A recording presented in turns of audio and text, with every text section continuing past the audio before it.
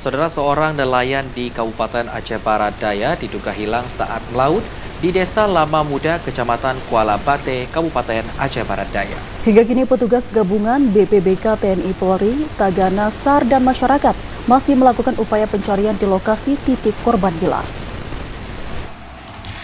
Seorang nelayan Yusran warga Desa Gede Baro, Kecamatan Kuala Bate, Kabupaten Aceh Barat Daya diduga hilang saat melaut pada Sabtu pagi di Laut Desa Lama Muda, Kecamatan Kuala Bate, Kabupaten setempat.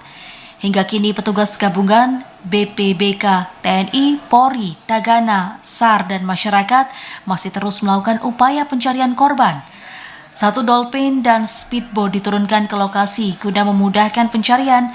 Namun meskipun sudah 2 hari dilakukan upaya pencarian, namun korban belum berhasil ditemukan.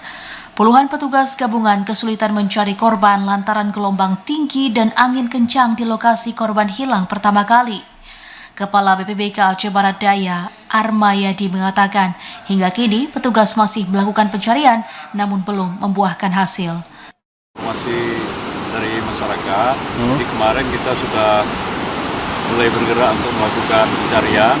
Hari ini hari kedua, jadi sudah turun tim TNC dan dari BPBK, kemudian dari Polairut, Aceh Barat Daya, juga dari TNI AL juga turun, dan tim SAR, juga masyarakat yang ikut membantu.